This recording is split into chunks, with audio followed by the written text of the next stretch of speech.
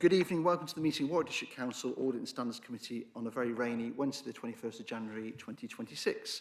Thank you for attending or watching online. I'm Councillor Richard Howes, Chair of the Committee. Please be aware that this meeting has been live streamed and will be uploaded to the Council's YouTube channel. Details of how the recordings are stored and how long they're retained for are available via the Council's website.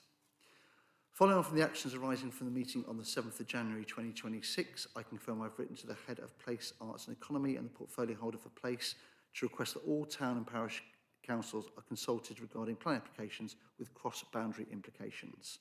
I can also confirm that residents that submitted a consultation response have been written to following the decision taken at the last meeting.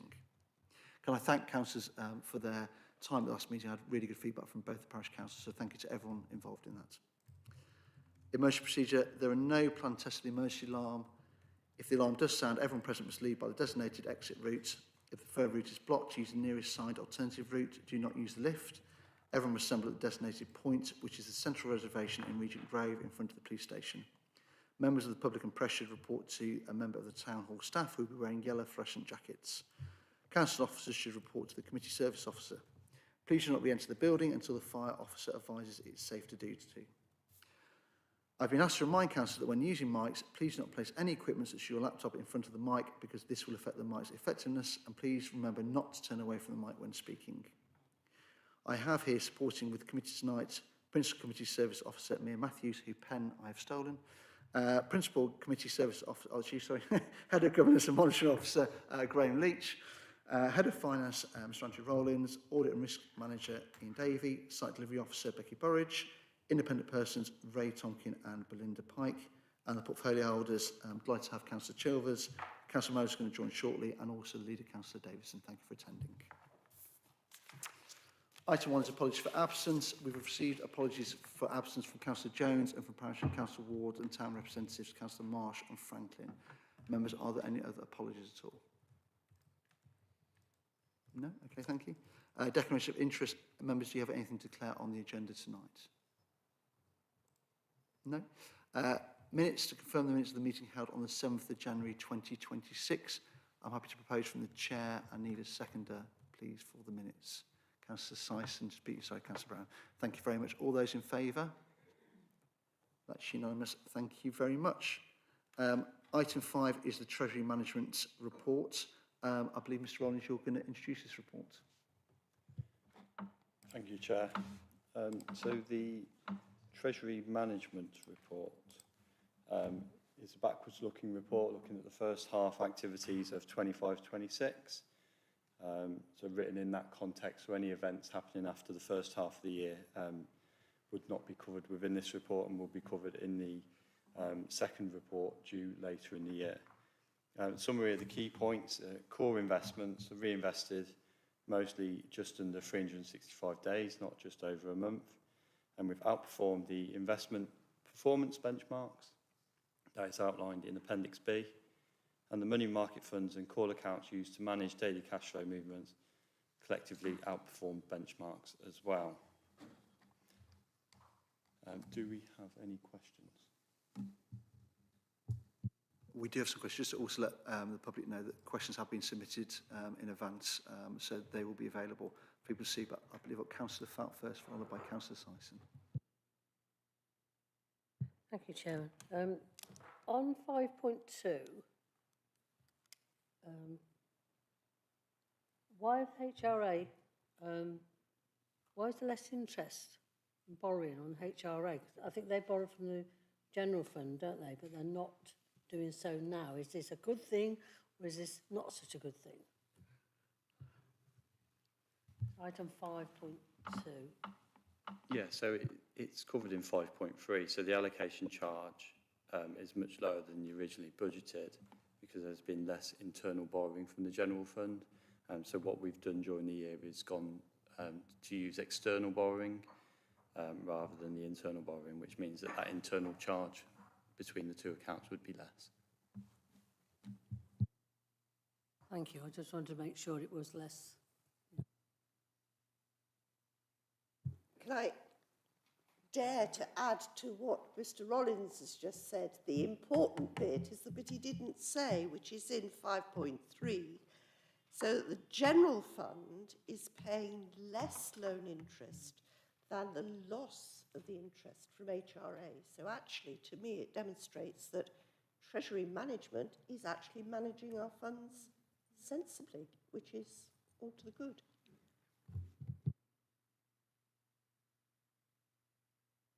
Done your job for you then. Any other questions at all on this report? Councillor Dixon. Good evening, Chair.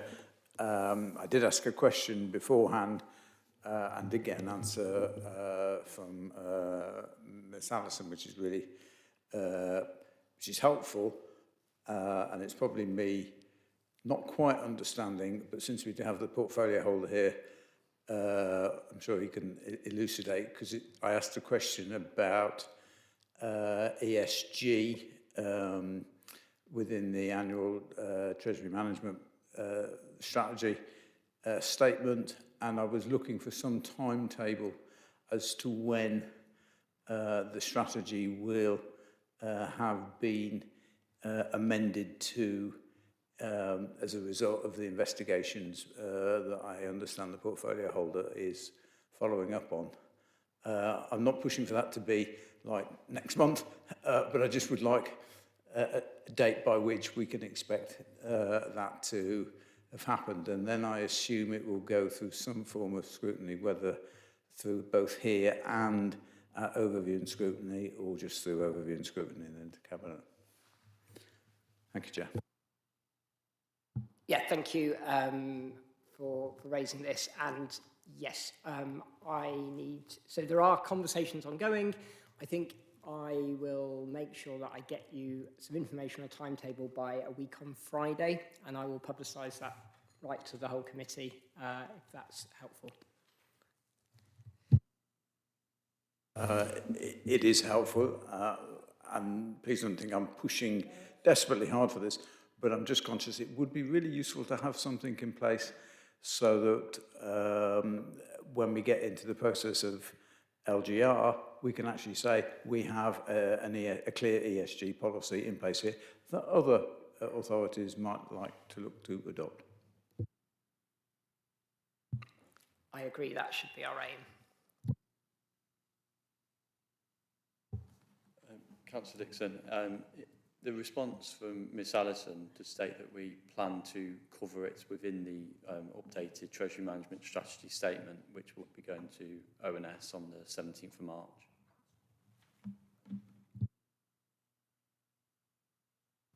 Thank you. Were there any other questions on this report at all? Councillor Syson. It's not a question, it's a comment, and I think as a committee we should acknowledge that we have read that Treasury Management has outperformed all the benchmarks, and to say thank you very much for that. Thank you. If everyone's happy with that, I was going to suggest that maybe we write copying off to the portfolio and just saying thank you very much, because I agree entirely. It was a really good read from a report, and obviously it's really good news in terms of what's happening. So if everyone's happy with that, I will write to the portfolio holder and also copy of Mr Rollins and Mr Wilson around that, if everyone's happy with that. I've also reminded Mr Wilson to put his name on the report, because my name appears 3 times on the front page, and I feel like he does need some acknowledgement within that. I'll make sure I copy you into the... Thank you as well. If everyone's happy, that we should just note that report and move on. If everyone's happy to note it. Yeah, thank you very much. Okay, item 4 is the internal audit progress. Members, you will be aware that there are some confidential appendices to this item. I am aware that we may need to go into confidential session, easy for me to say, but please can we focus on the public element of the report first, if that's okay. Mr Davey, over to you. Thank you, Chair. It's the latest update report on the progress against the internal audit plan. Basically, there were a number of audits completed since the last report came to yourselves. I think the key things to pick out from the report, again, there were a couple of recommendations where we hadn't had a response in terms of the update again with the actions being taken. You'll see from the pre-meeting questions that have been submitted, we've received one of those responses. Unfortunately, we're still awaiting the other one on the VAT accounting. pass that one over to Mr Rollins in due course. The only other issues, again, there were 10 recommendations where revised target dates have been submitted. That's an improving position compared to where we were earlier in the year, where it was getting well into over 20 recommendations at each update. 5 of those had previously been revised, but I think all the reasons given for those revised target dates were considered appropriate. But happy to take any questions. Thank you, Mr Davey. Were there any questions on? You knew there's a reason I came, didn't you? So it's actually not so much a question for Mr Davey. It's more about, I was reading about the insurance, you know, the audit on the insurance. And I wondered how easy it was for our residents to actually make a claim. And it actually is, I think, very clear on the website. But then I wondered, how is it reported back to us? What claims there are and what departments are? Obviously, you can think of housing ones, but I just wondered, general complaints, where you know, am I missing it? Where is it normally reported? I don't know whether that's Ian or whether it's Jonathan or even Andrew.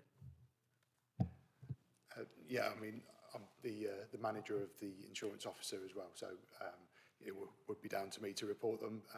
I don't recall there having been a request for any figures in the past, so if it's something the committee wants to see, I'm sure we could pull together some figures. Well, I think that's important, because if we've got a particular area that's having lots of complaints about, housing is obviously going to be an obvious one, because, you know, that's our interface mainly with our residents. But if there's other areas where we seem to be getting a lot, then alarm bells start ringing. So as long as it's not going to be a massive piece of work, could we just, you know, be updated perhaps at an audit, what, 6 monthly?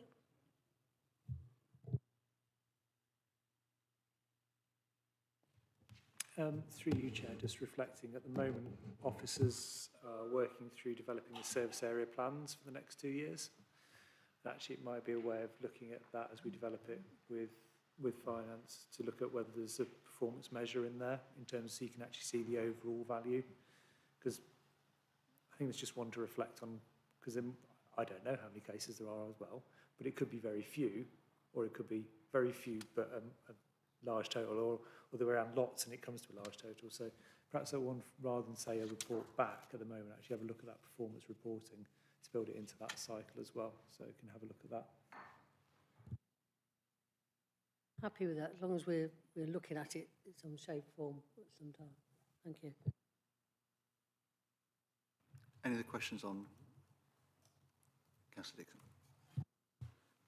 It's not really a question again, I'm sorry, but I would just like to welcome the update that the lone worker policy has been updated in the planning policy audit. I know that was something that we were waiting for since March 23, so it's really welcome to see it done. Thank you. No, totally agree. Very good point made. Thank you very much. Any other questions on this at all?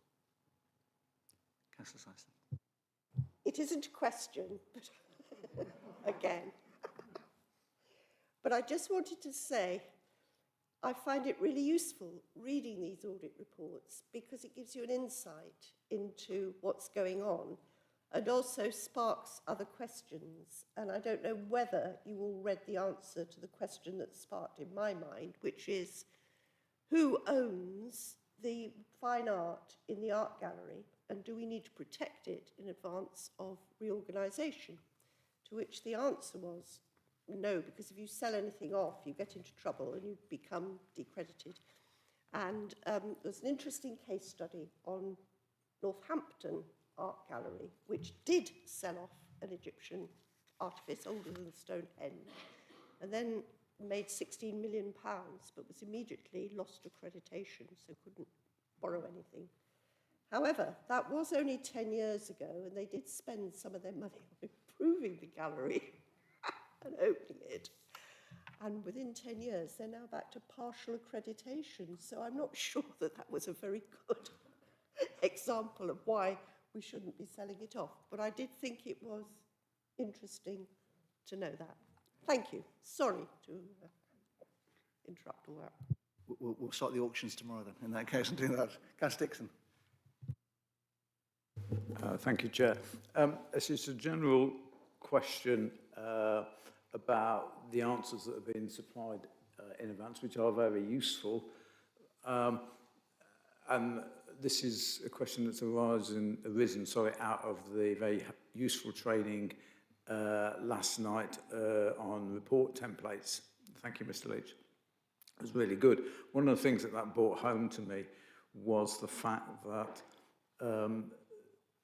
the answers that get given to questions could be used if, in the event of either a judicial review or any other public inquiry. And I noticed that whilst each of the members of the committee has been able to see the answers, how will they be put in the public domain in some way so that there is a permanent record for anybody who ever wants to go and see?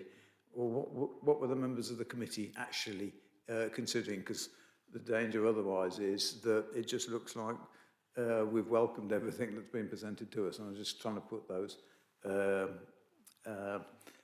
answers to those questions submitted in advance, because we do get really good answers in advance. It's fairer to everybody. Are they going to be put in the public domain, and if so, how? Through you, Chair, and on reflection, the question that Councillor Dixon just asked is a key point which we didn't cover in the training last night, is that the primary document in court cases that is used is the minutes of the meeting. That's the first point that the court would actually look at. They see that as being the true record, which is why, councillors, this is really important that you check those minutes when you're approving them, because actually that's the first document which goes through as being checked. Then court will also look at agendas and reports and what's contained within them, because occasionally, dare I say, the content of the report is not reflected in the minutes correctly, occasionally. So they will look at that as well. In terms of your pre-meeting questions, we purposely publish on the website.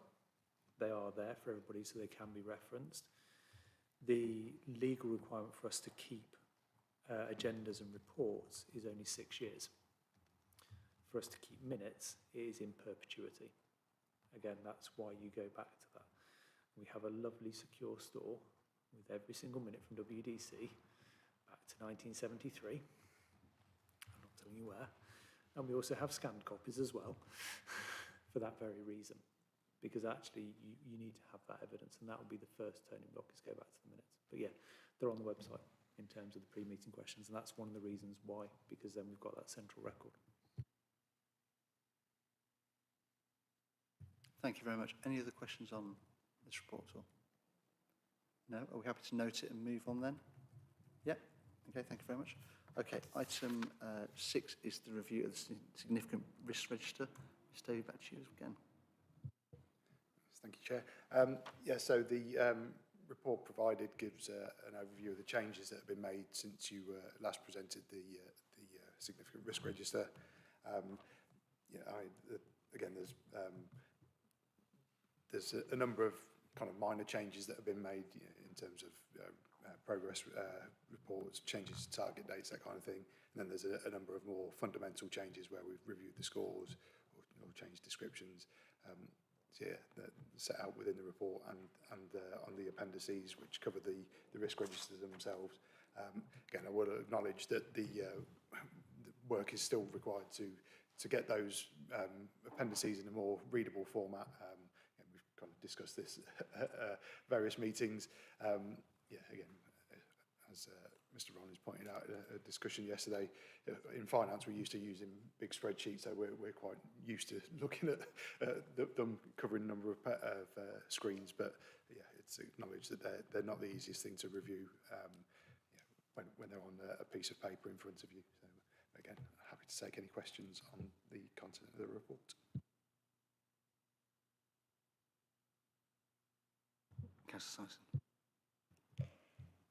I did raise this question before, and I have had an answer, but I'm going to just raise it again. I do think the rating of 25 on the significant risk register for local government reorganisation is not wise.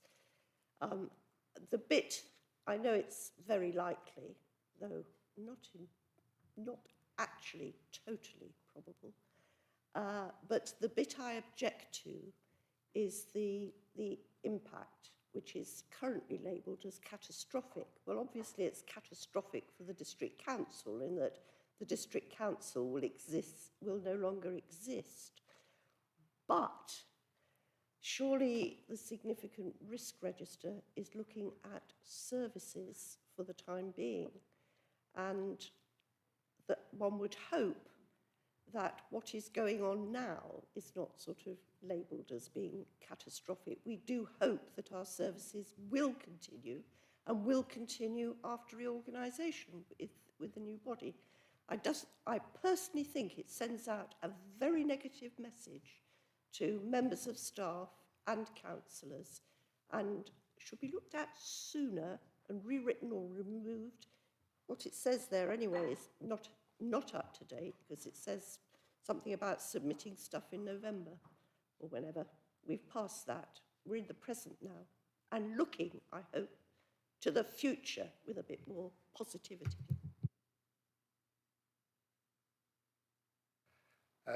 Yeah, I take the point. It's something that one of the responses was from the chief executive, and he was happy to be challenged on the scoring. Other members of SLT have also submitted some of the responses. So if Mr. Leach wants to comment, as he provided one of those responses himself. Thank you, Chair. I was just trying to find the words which I used and shared when we were discussing with SLT. I think the key point here is that that's the initial score we put at the time. At the moment, SLT had an away day, so the senior leadership team, for those present, had an away day the other week when we're looking at local government reorganisation and what does that look like for Warwick District Council, what does that mean for us as a leadership team, and what do we do next. MHCLG and the LGA have come up with a programme list of key areas that you need to look at. So SLT have gone away to look at those areas and appoint leads to them, and the work streams in progress. We're due to bring that back in February.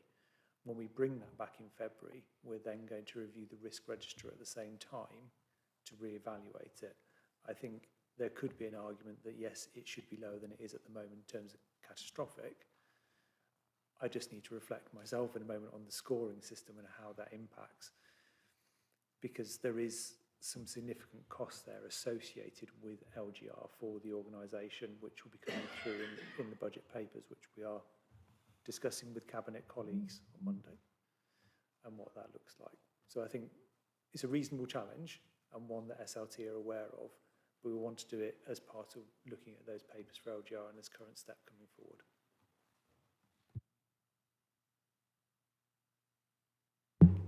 Obviously, in addition to the transition challenges, retention and recruitment and so on, and people being pulled away, lots of discussions about that, and the elections team sort of almost balancing an extra body to deal with.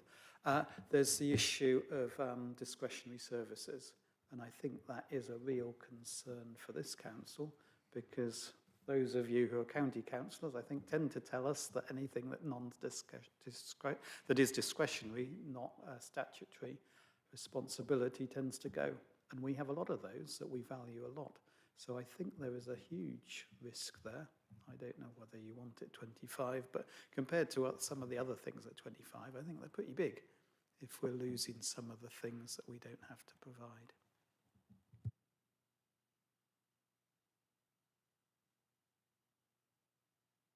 Anyone else? I've got a few points, but anyone else on this at all? Oh, come on, Mr. Anderson. Yeah, in terms of the impact, 5 could also mean just high. So it has a high impact on the organisation. I know catastrophic sort of carries that negative perception, but ultimately it will have a high impact on the organisation because there is going to be a lot of change. We're already seeing that in terms of where resources is having to be diverted. And that could ultimately lead to risks to continued service delivery if people are being diverted away from their core roles. So yeah, it's less around it being a catastrophic impact, but it's just having a high impact on your organisation at that time. So that might help with reframing how the risk is seen as being a 5.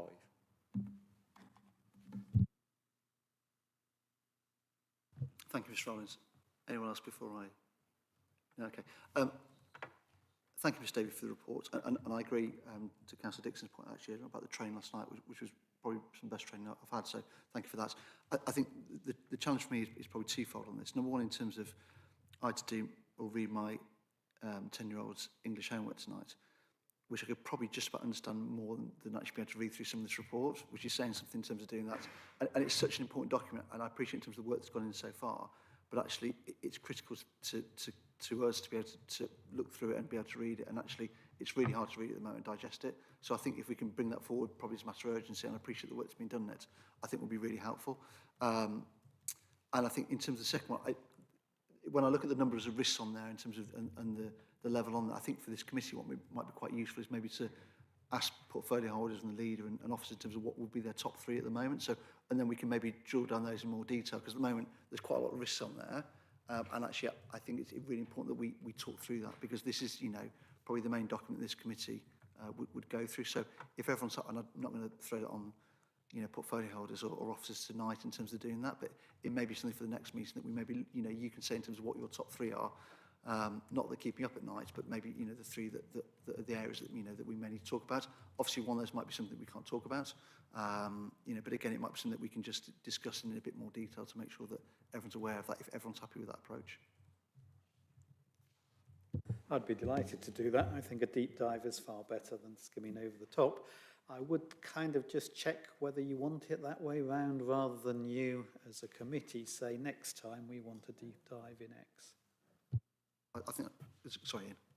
Yeah, I was just going to say, in terms of the consideration of the risk register by the senior leadership team, that is something I have recently proposed, in that we get members of SLT to say, you know, these are the, rather than it going in a quarterly basis and trying to look at everything in one go, which is, quite an undertaking, and if time is short at that meeting, it tends to get moved off the timetable, is to ask for a number to be brought forward at each meeting to say, it could either be the person who's the risk owner saying, can we have a look at some of mine, or alternatively it could be somebody saying, you're the risk owner for this, can we have a look at that one, because we've got queries over the scoring, or we think things have changed or something's missing. So we are going to adopt that deep dive approach going forward as well in terms of SLT, and I'm sure we can then do that for cabinet catch-up and for yourselves as well. That'd be really good. So maybe when the report comes out, maybe it's something the committee can look at. Maybe we can discuss in terms of what would be the 3 areas we want to look at, because it's such an important issue that I think that if we can do a deep dive, I think it'd be much better, hopefully, better feedback for cabinets and for officers as well, for us to do our job on that, if everyone's happy with that approach. Yeah, okay. In that case, we just need to note the report. Is everyone happy to note the report and move on? Yeah.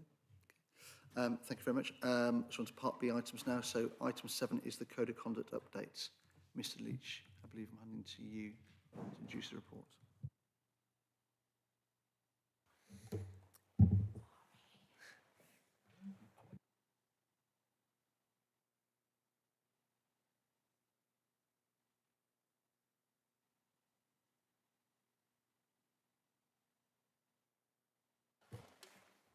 Thank you, Chair.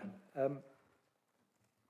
think what I want to say to members is, from my perspective, the report is clear in terms of the challenges which have been faced. I really welcome the consultation audit work which took place. I think it's an excellent piece of work by the internal auditor on that. What I would say is that I was working on additional comments, because I have had post the report going out. Obviously, there was the question from Councillor Dixon, which I didn't have a chance to respond to yesterday. But also what I would say is I have also spoken to Stratford-on-Avon District Council as well, because I promised I'd send there, so I've got the feedback from them. And essentially the comment back from Stratford was they were grateful to see the report, and they're looking at it in terms of their own review, in terms of the Code of Conduct procedures that are going on down in Stratford, and they will take forward changes as they see appropriate. What they did say was that actually they used their obviously Stratford have our shared legal services. They use their case management system for handling cases in Stratford, the legal service, which we don't have at the moment. And they also have a trained support officer for assisting the monitoring officer and their deputies in sort of logging and processing the complaints, which I thought was useful insight and conversation. I will turn to Councillor Dixon's question. So Councillor Dixon asked a couple of questions, and I will circulate these afterwards. And apologies for not beforehand, but I spent most of yesterday in meetings and then training. So you did ask the question around about time recording from that perspective. So you've got the impact of time recording. That's a question the independent persons have asked me as well about the impact of time recording. Can we get a better idea of that? The new case logging system for each case I've got actually has a notional time recording within it for each action I undertake, so that we can actually go for broadly overall, this is how many hours this case took. It's not down to the minute, it's kind of as I go through a broad feel of each stage and what's happening. I've used that on one case so far, because that was, I started, the agreement with Audit was I start using it from new cases, so I've used it for one case so far. It provided some insight. And then in terms of the other question was, you asked for the last 5 years in terms of case numbers. And I have got those for you. Broadly speaking, it's an average of around about 3 cases per year. But there have been peaks of 5, if that makes sense, as well. So, no point of 2. So that's what we are looking at each year. However, what I will say is that's formal complaints which come through. That doesn't necessarily pick up all the bits I do in between, where I'm resolving matters informally, which sometimes members do see, sometimes members don't see as well, and understanding what's going on in the background. I would say I've had really helpful and informed conversations and responses from the 2 independent persons on the report as well. I think you as chair would be really useful to have their views shared in a moment on this. I think there's a couple of areas where actually I think myself and the independent persons would really like to listen in on the debate members have on a couple of key areas, and I'll direct you to those. So I think one important point is recommendation 1E talks about the support for councillors and members of the public or complainants during the process. And the bit which didn't come out in the report and should have was that the independent persons do actually have that role already within their job description to support councillors. And the bit I need to be doing more of is actually making councillors aware of this and the engagement. Now, part of that is, of course, we have 2 independent persons, and the committee will recall. Some time ago, we said we're going to advertise for a 3rd, and that work has started today to start that recruitment. So from that perspective, that's working, and that will help on managing cases for the independent persons as well and making more support available. There is an aspect within there, and the independent persons will be able to illustrate this far better, explain this far better than I can as well, about the swift resolution of complaints and the negative impact and perception this could have. That wasn't the intention I was trying to get within the report. It's about the importance of bringing resolutions earlier for all parties. And I think it's just about getting the right wording there. So it might be something the committee want to say, yeah, we're broadly okay with the proposals, but actually on that one, we just want to delegate that final wording to myself in consultation with yourself, Chairman, perhaps the Vice Chairman and the 2 independent persons to make sure we're all recognising the wording right there. There's also a balance overall in terms of confidentiality and getting that balance right.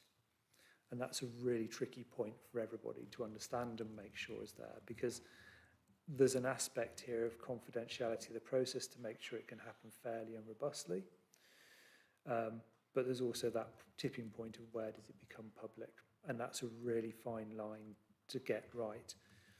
And there has, on courses I've attended and discussions I've had internally and externally, there is that bit, and this is where I really want members to think, is that impact of I have a complaint, which you can see as being a grievance or a disciplinary event for a councillor, and the impact that has on them, even if it's then found, say there's no fault at all, if we then put that detail in the public domain, there was a complaint about Councillor X, but there was no fault, because that impacts on them both personally and reputationally and professionally as well, in work as well. So there is that balance. I will say, though, that the emphasis is always that should be that if we do get to a hearing stage, and touch wood we never do, those hearings would normally be expected to be in the public domain, or the decisions afterwards. Now, I will say in my time here, most of those have been working that way. There have been some exceptions where even the decision afterwards was confidential in terms of who it's about because of the sensitivities around it. So we always have that in mind. I think members, more broadly, if you look at the work officers are doing to bring information into the public domain overall in terms of reports, is getting that balance right as well. And then the one key point, which again the two independent persons will say it, and this committee has said it as well, is getting back to that regular reporting of outcomes to this committee, so you know what's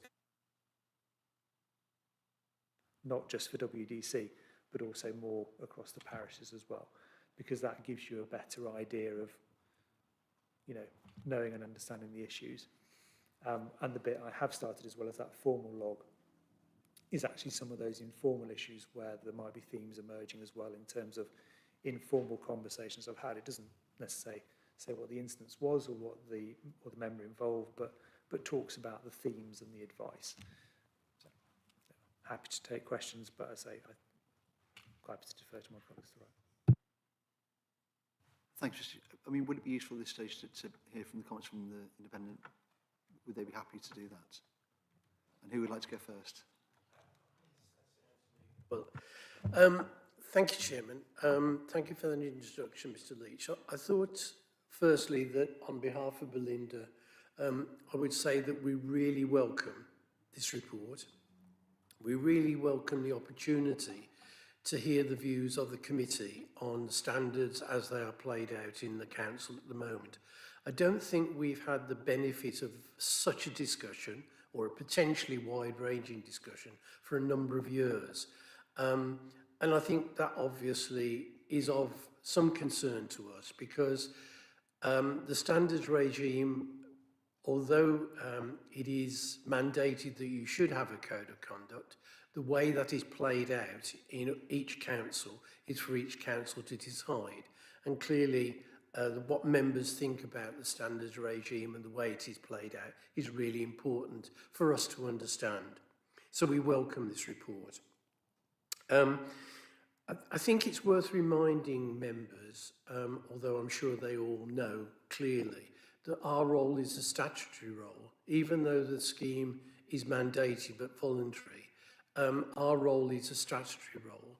And our statutory role is to advise the monitoring officer on the receipt of complaints, but also to assist the council more generally in advising on the quality and the outcomes from its standards regime. I think it's worthwhile saying that there have been, over the years that myself and Belinda have been your independent persons, there has been some occasions when we have felt that there was a growing underswell of complaints coming forward that needed to be dealt with on a wider scale. I have to say that we have felt on a couple of occasions during the year 2025 that an upswell, an uptick was in progress. I would make no forecast as to whether that will continue in 2026, but nevertheless, that was a feeling that we had, and we did express some concern to Mr. Leach about that possibility. The role that we tend to play is that we give advice to the monitoring officer on the complaints that come forward. And generally, our advice is based upon trying to seek resolution rather than punishment. And what I mean by that is that we always strive to protect the council from incurring unnecessary expense in investigations and hearings when the case potentially does not justify that because of its nature, either minor or whatever, or not proven, of course. But also because what we want to try and see if we can reach an accommodation with the complainant, always respecting that the complainant has a reason for that complaint. And I think it should not be underestimated that in many cases, having to make a complaint is difficult for members of the public. But I don't belittle then, obviously, the fact that they're difficult for members to deal with. I guess the final thing that I'd like to say before commenting on specific issues is the issue about openness and transparency. What is quite clear is that there should always be the maximum openness and the maximum transparency that there possibly can be. And that does impinge on this issue of confidentiality, which I'd like to just refer to now. Firstly, on this issue of confidentiality, our view is that at the point at which a case is either resolved one way or the other, or that it has to go to a hearing because it is so serious, an investigation report has suggested it is proven, then confidentiality goes away. It is important at that point that that should be recorded. If it goes to a hearing, that will obviously have to be dealt with in the public, as Mr. Leach says. But if it is not proven or the case is resolved, there needs to be some openness and transparency so that this committee is aware that a complaint has been made, not necessarily that the member should be named if it's not proven, but that members of the public should be aware that a complaint has been made and resolved. Secondly, I'd like to talk about the speed of resolution. I am the independent person for several other councils, and they have, like yourself, wrestled with this issue of trying to impose deadlines on responses from members or responses from complainants or reaching a resolution. Most have failed, not because they don't want to do that, but because they fail on the basis that they try to be fair to both sides, both to the complainant and to the complained about member. And I would urge you to be cautious in trying to go down that road. It's not been successfully, to my knowledge, employed elsewhere. And I think that the most that you can do is urge the monitoring officer to act with the maximum expeditiousness that he possibly can do. And finally, I'd just like to refer to the issue about the assistance to a member complained about.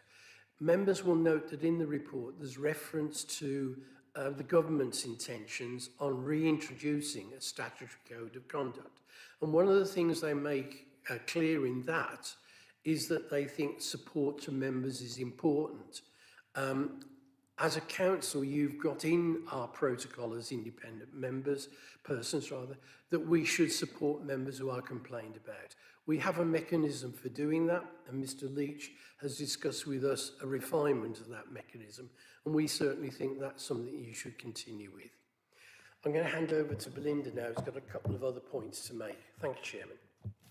Thanks. I think the main thing I just want to stress is that the importance of this system is both looking at the behaviours of individual councillors, but also of what it tells us about the health of the council, well, the district council, the town council and the parish council.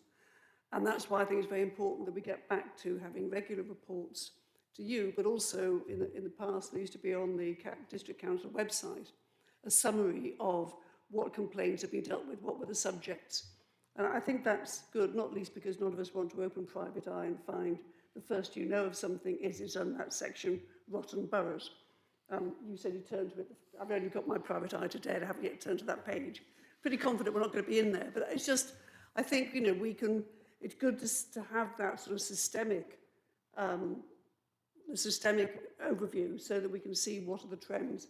And I think it was interesting, the information that Graham gave about the trends. It covers the district, but also the town and the parish. And I think certainly Ray and I last year were concerned that we were going to see quite an increase, because I think it's fair to say that people feel freer about being critical of councillors, and it can border on abuse. Now, I'm not saying that that necessarily means the complaints are just being abusive, and it's important that we protect the system. But luckily, we haven't seen too many. But this was a concern. I think you'd seen it in other councils that was developing. And of course, if that becomes the widespread view of how it is to be a councillor, we're not going to get people standing to be councillors. So it's very important to protect the system as well as deal with the individual complaints. Thanks. Thank you very much. Before we go to Mr. Can I just thank you for those comments? I think it's really refreshing to hear that from this committee. So can I thank you both for those comments? For me, certainly they're very informative. Ms. Leach, I know you mentioned something that you want to direct members to have a look at certain areas. Do you want to do that now, or do you want an open discussion first? Through you, Chair, I'd ask members to reflect on that area in terms of confidentiality of the complaints process and their views on that one. I'd say that would be a key area for them. Apologies, the bit I did overlook in my introduction, which Ray Tompkins actually referred to, was actually the bit about the government's consultation which was undertaken in response to that and the proposals that government are bringing through. I think the key line to that is bring forward the necessary legislation as parliamentary time allows. So we don't have a timescale for that yet, but that's one for members to watch out and listen to, because you'll get feedback through your political groups, and you may get indications earlier than we do as officers, but I think it's useful to listen out for that, but also look at those principles that the government are bringing through, because actually it begins to give you an indication of how we can start moving that way towards them in preparation for that, because then we can begin to learn and develop.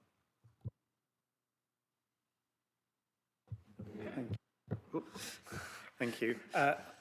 As portfolio holder, three things I kind of directed wanting consideration of was confidentiality, particularly when there's been leaks, which we know about. Maximum times for each step, because it can drag on too long, and Mr. Tomlinson has referred to that really. And also, close your ears, Mr. Leach.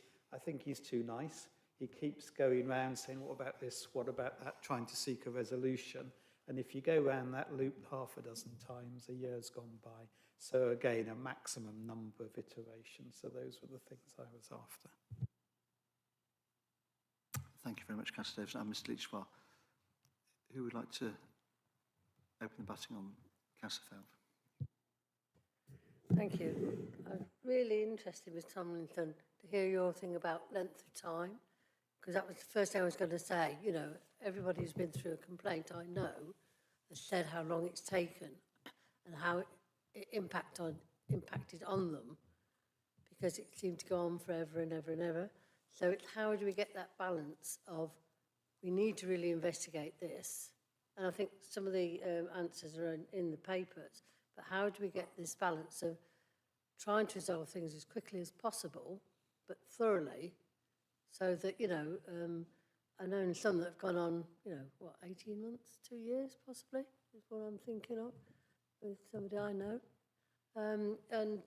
You know, that's a big weight on people's shoulders, both the complainant and the one being complained about. So it's how do we get that balance through timely manner, but making sure it's you know, resolved as quickly as possible, bearing in mind that every case obviously is different.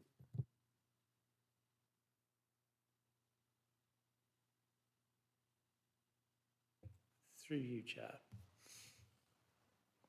I will go for, since we had the audit, and I've talked about the case log, so I've actually got a case log in front of me, which I won't say which it is, but it's the one I've dealt with, if that makes sense. And that one case was, I'm going to look at my independent persons, a relatively simple case in terms of we had the complaint in. That complaint came in July and was concluded in October. And that was a relatively simple case.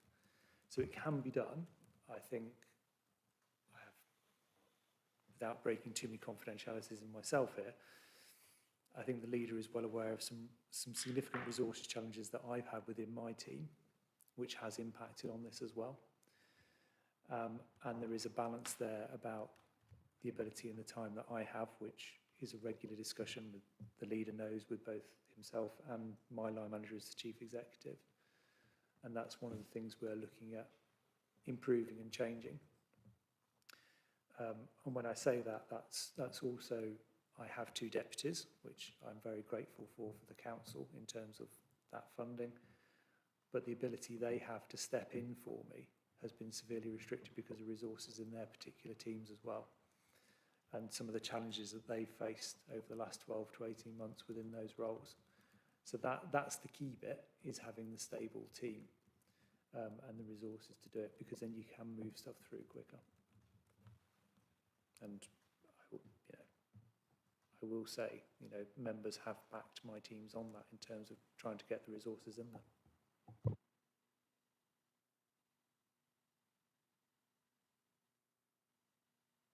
Anyone else on this at all? Councillor Kate Dixon. Just to make a comment, yeah, thank you for the report as well. It is really interesting, really insightful. As well as the time, there is the almost the timeline. The process can be a little bit confusing, and I wonder if that might be a way around setting expectations that there's. And whether I assume it is part of the support that is given by our independent persons for the complaining, that they know exactly where they are in the process and what's coming next, and what the expectations are about each part of the process, and whether that could be perhaps made more clear. So through you, Chair, that's exactly what we're doing. So I have a case at the moment, if that makes sense. And the bit of the discussion which I'm having with the IPs is about updating them. So I had a case update for them this week. And actually talking about which stage we're at with each one, and actually letting the individuals know where we're at with each stage as well. So actually, this is where I am. This is what I'm waiting for, this is where I'm going next. And that's what I'm trying to get through with the cases we've got open, to actually get all those through that process. So it is part of the continual improvement. We're now looking at the system. I think, from my perspective, I think the Appendix 2 with the timeline is very useful for you. I would dearly love to get that into a flowchart, because people see things in different ways and find it easier. To start off with, it was good to have it as a list, because I think it made it easier for you as members to say, not sure about this, 10 days here, etc. But I think the next step will be to actually putting that into a formal flowchart so people can follow it through each step. And I would say what we're looking for there, heeding the points from the independent person, is we're saying up to 10 working days to get a stage done. There may be times when it takes longer than that, but it's actually the communication with the individuals during that time is the key bit, because we may be waiting for information from one party or another to help us come to informed decisions. And we may need to have discussions as well. Now, I will say, the case I referred to a minute ago, I would say one of the reasons it took between July and October was, I apologise for this, I had 3 weeks off on holiday, and actually that did delay the response. But the parties were aware of that delay, if that makes sense, and that made the difference.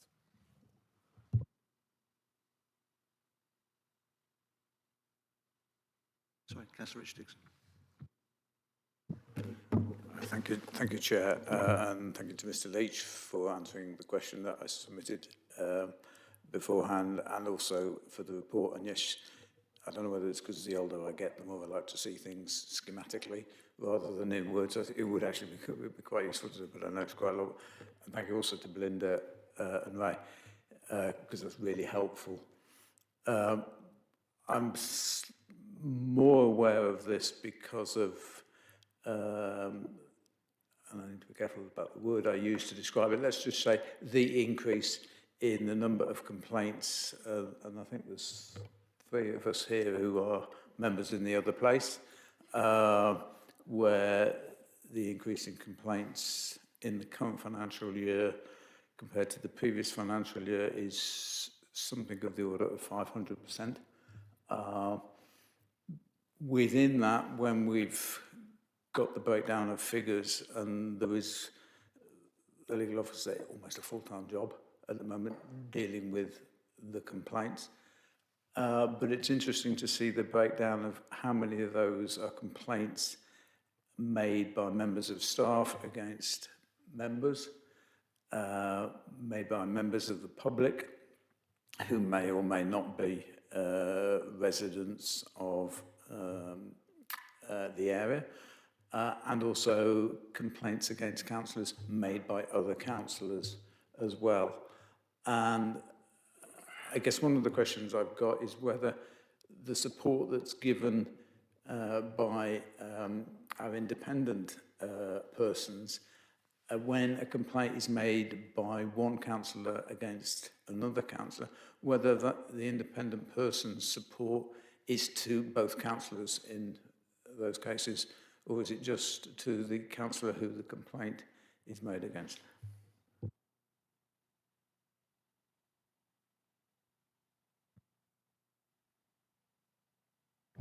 In the limited experience of this happening, it's been to the member that's being complained about. I think if the member that made the complaint is then regarded as a complainant and effectively gets their support from the monitoring officer, effectively. I think I'd just like to go back on a point that was made a little bit earlier. The arrangements that we have here are that effectively, although the stages are not written down, they are effectively controlled by the monitoring officer. And I'm sure Mr. Leach won't mind me saying that at times the pressure of business that he has to deal with can be very difficult. There is always, in this particular situation, as members will be aware, of course, there is a view of the complainant, usually if they're a member of the public, their complaint will be dealt with within a week. As far as they're concerned, the case has been proved, end of story. The role of the independent person, the role of the monitoring officer, is to apply the code. And the code is equivocal in places, quite naturally. It is also hazy in places because it's about a judgment call. It's a judgment call that you, if you came to hold a hearing, would have to make. And what we're applying at an earlier stage is that judgment call. Often that will be unsatisfactory to the complainant, for obvious reasons. It will also be unsatisfactory to the member. And the reason why you get elongated timescales is the equivocation of that from the member and the complainant, such that on occasions there have been complaints that have gone around in circles over a period of time because people are testing out that equivocation. And that is why you get elongated timescales. In answer to the point that you made very validly earlier on, I said to you, I think it would be, I would urge caution in setting timescales for that very reason. There would be absolutely no reason why you might notionally say, we want to see cases resolved in 6 months. There would be no reason why not. But I would just urge caution that that may turn out to be a Pyrrhic victory for that simple reason that we want to get the decision right rather than get a decision made. And I'm sorry that's maybe no help, but that's the reality that we live with.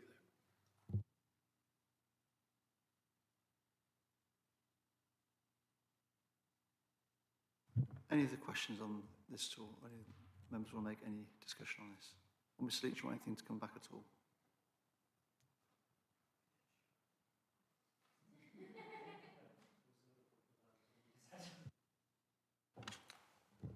I think there's another point as well, which I think the independent person has picked up beautifully there, is also the point I made earlier about this being similar to or equivalent a grievance or a disciplinary procedure if you're an employee. And I think that's the bit there, is that support on both sides about how testing that process can be, which is why some of those bits we set out in the report. And for those of you who have been through similar things at the workplace, you can appreciate how challenging managing relationships within the workplace can be at times, and those perceptions from different people. And I know that's certainly been some of the cases we've had to look at, is kind of managing those relationships overall. To go to the question from Councillor Dixon about, I think what you were asking was, will we see where those complaints are from? yes, to an extent. So it will be based on category rather than individuality. I'm not going to comment on the codes of conduct cases received by another authority. I do work with that monitoring officer. I have known them for a very long time. And I would say that, but what I will say is that in terms of behaviours generally at Warwick, over a number of years, touch wood, it has overall been very good, and members have recognised by and large when they have heard. And that often helps in coming to reasonable resolutions for both parties. The number of hearings we've had has been very limited. And indeed, yes, I'm going to say no more than that. So, the last point I'll make again is actually members' view on confidentiality, because actually I'm putting this to you because actually it's your names at the end of the day. So actually we could, you know, on those points around confidentiality of a case, it will be your name in the public light saying,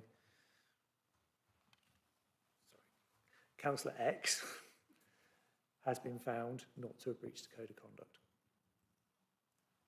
Councillor Y has been found to breach the code of conduct, and for these reasons, and this is what they're doing. Equally, we'd say why Councillor X hasn't been found to breach the code. You know, and some of those times can be quite challenging. We've seen cases before at Warwick where councillor, unnamed, has been found not to breach the code because they weren't acting as a councillor at the time. Now, that doesn't stop us as officers having a conversation, my monitoring officer, having a conversation with that councillor still and saying, that perhaps wasn't the best approach because look at the impact it can have, because the public will not always see that difference. But I think that's a point which I'd really love to hear members' discussion on, really and truly, is actually how do you feel about this and the line where it should be.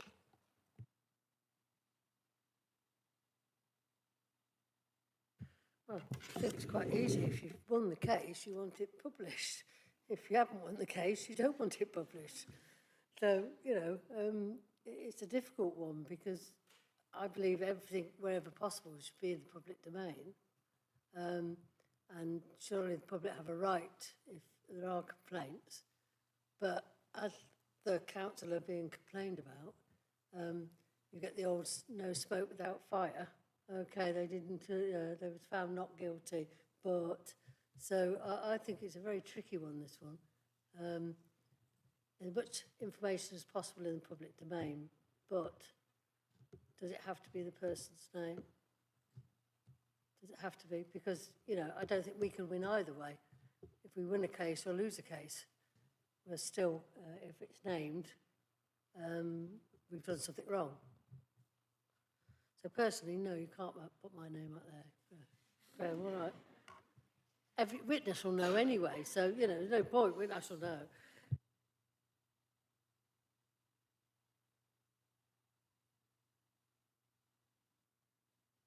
Anyone else's views on this at all? Yeah, Richard. Sorry, Councillor Dixon. Yeah, I'm quite happy to give my views. I am mindful of the Heason judgment, which talks about the fact that member-to-member conversations can have a degree of robustness that, or at least it's interpreted as this, that perhaps member of the public might be considered unacceptable. I might have got my interpretation of the judgment wrong, but that's how I read it. And I'm also very mindful, part of the context of this is the fact that some members in some councils are using so-called social digital media platforms to talk about other members in a way that I don't think they would use in a council chamber or a committee meeting room.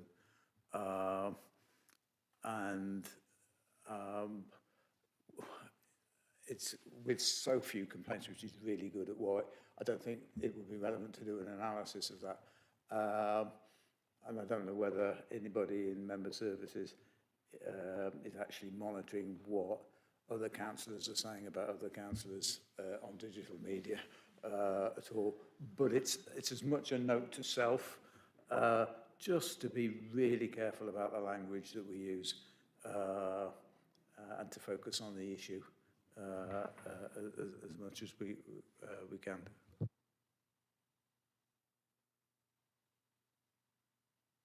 Yeah, Kate, Councillor Kate Dixon.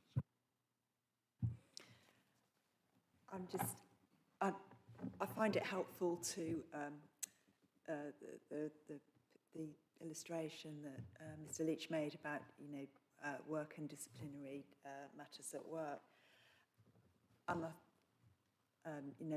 and the responsibility of employers to protect the service, and as well Belinda's comments about. One of you made a comment about it being the number and quality of complaints being a measure of the quality of the council and the well-being of the council. I think I would agree with Councillor Phelps' comments about if there is an investigation where a member was found not to have broken the code of conduct, I can't see that it is helpful for the council for that person is named. I would find it very difficult if I was found not guilty, partly because of the the effect on professional life, family life, life everywhere else. We are basically volunteers, and as Belinda also said, it's really hard to get candidates and people that are willing to put themselves up there if we're going to be fired down by people making complaints, whether it be our colleagues or members of the public. If it's for things that we found not to have broken the code of conduct, I found it very difficult for it to be identified.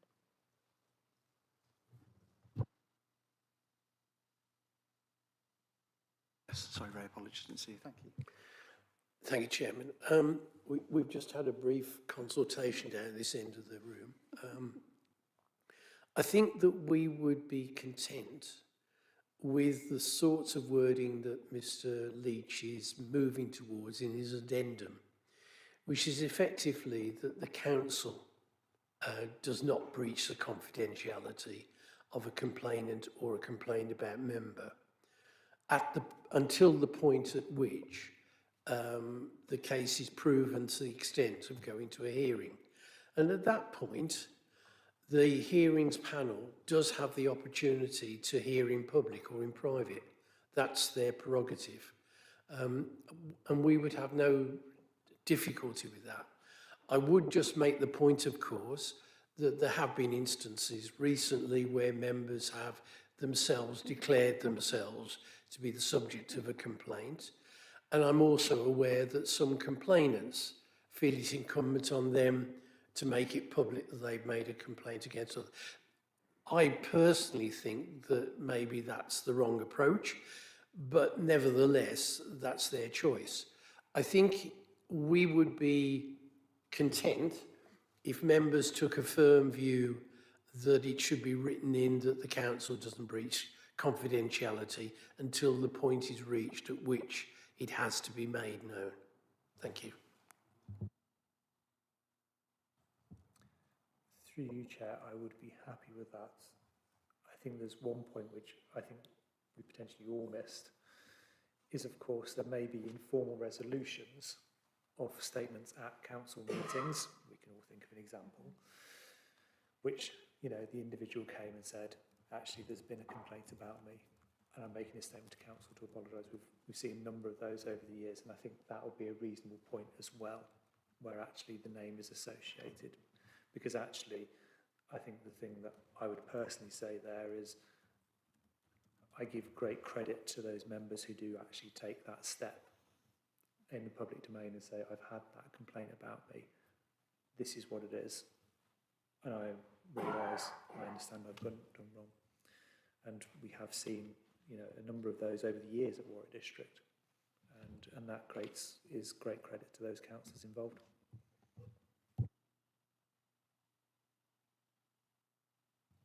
Anything else before I add my 2 pence into it? No. Oh, come on, Ian. Councillor Davison. Sorry to chip in, but You my complain one... about me, Ian, for saying the wrong name. Now go for it. Thank you, Chair. My one concern with what's said is when it has been leaked and the advice from the monitoring officer to the person being complained about is don't say anything, don't say anything. So there's a sort of trial by public or social media with no right of reply, and I find that really quite difficult.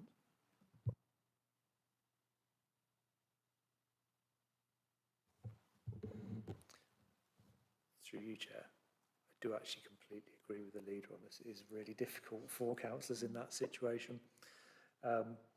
And I think the bit, certainly in recent cases, the learning and reflection that I've had is about the strength of a statement which would come back from me to reassure that councillor, to say, actually, pass it on to me, let me do a formal response for the council, which is basically, you know, I can confirm we've had this, we are looking at it, and we'll come to that conclusion. But I think it's also a factor, I'm looking at my independent person colleagues here, it is a factor we have considered in some complaints as well, about the impact of that and therefore the outcome of it as well, because it definitely has an impact on the consideration of the case and how things move forward.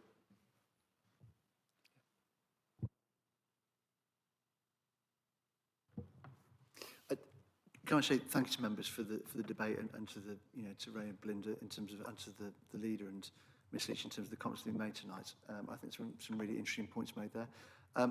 I think the thing for me with the whole of this process is appreciating that in any chamber that you will have disagreements and you won't agree with people.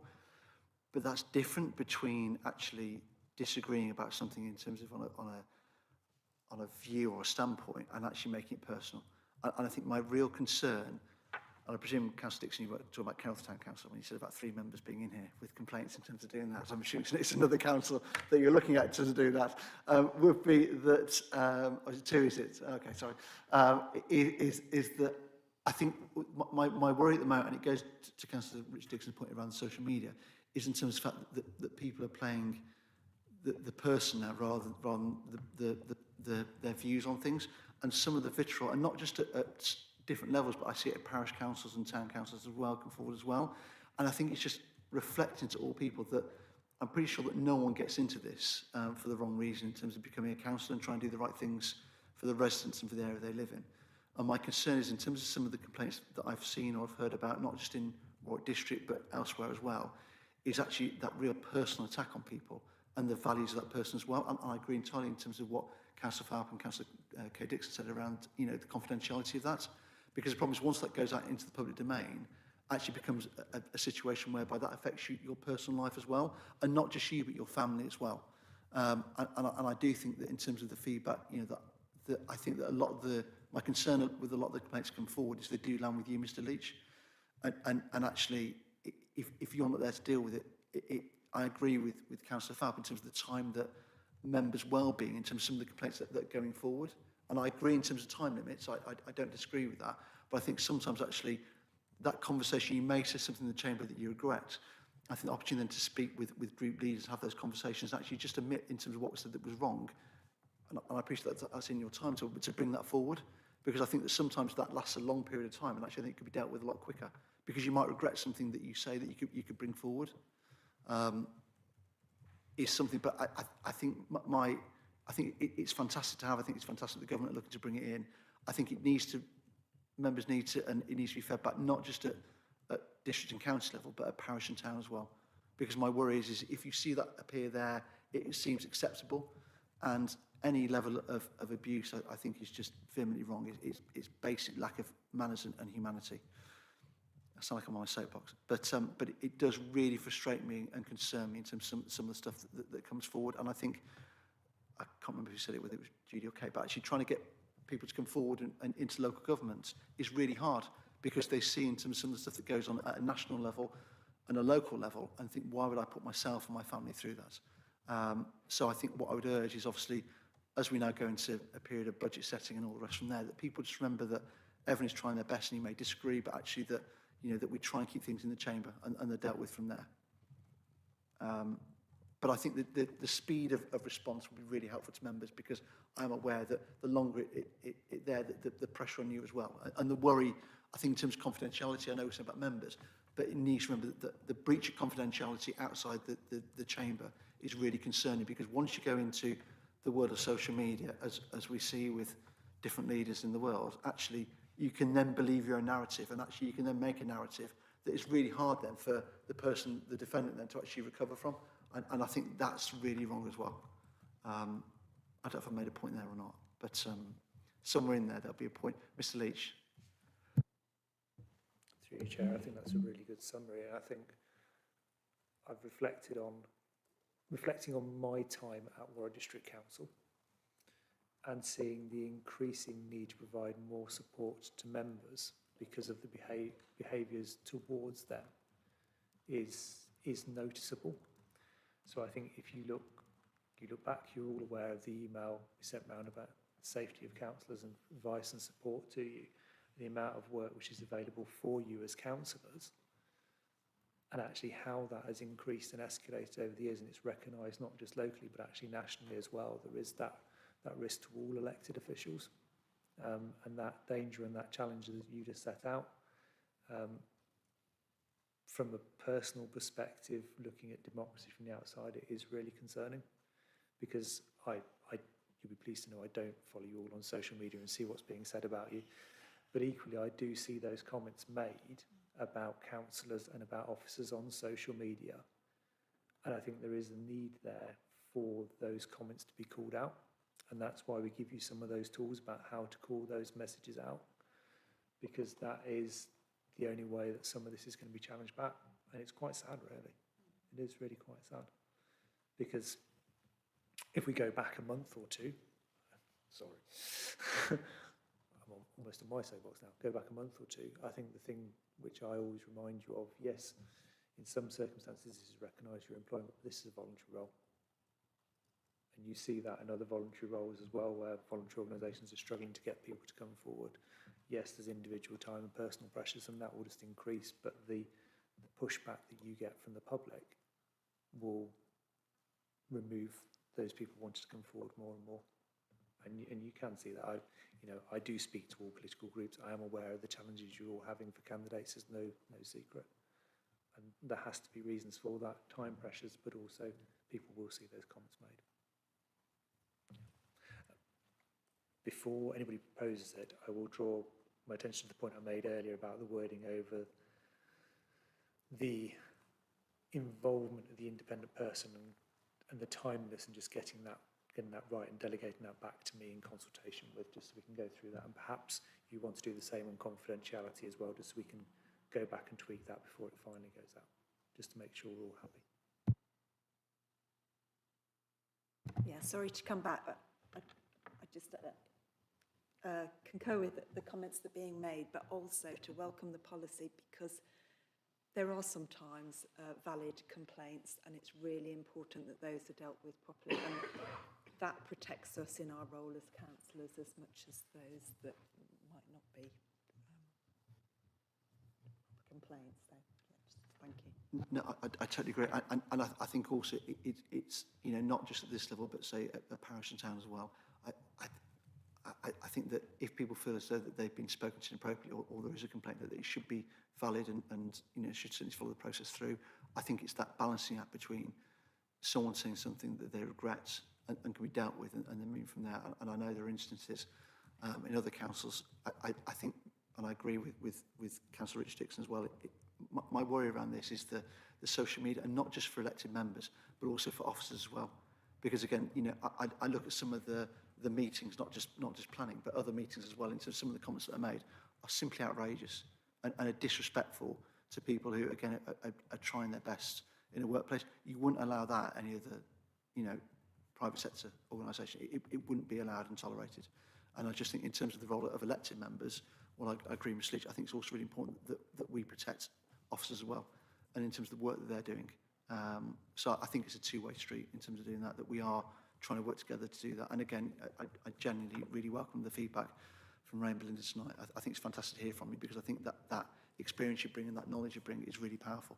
And I think having that view of the cases coming forward quicker, whatever we can do as you know, elected members to help with that, I think would be beneficial. Was there anybody else on this at all? So, apologies, Mr. Leach, what would you like us to... Because I can only do one thing at once.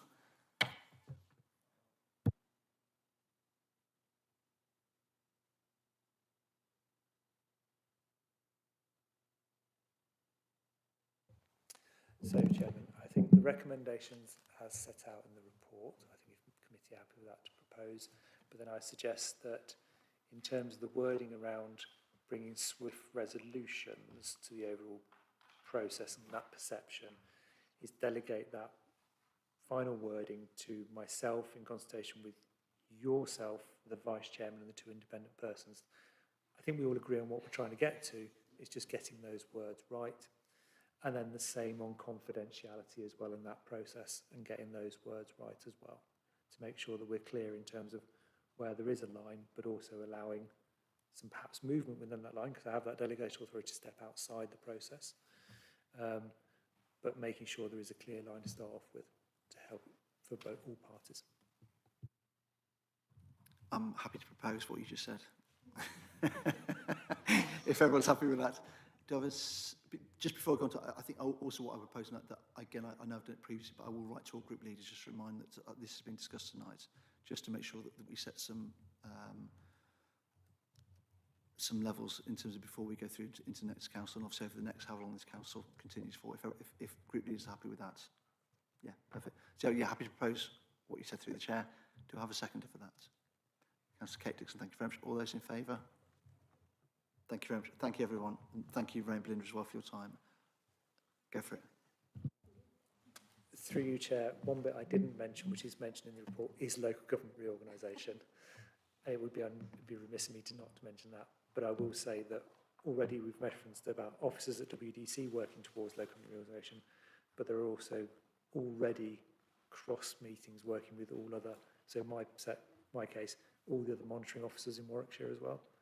Because the idea is obviously we need to make sure that when you get the first shadow council meeting, there will be some key documents there for that first council to have. Constitution will be one of them.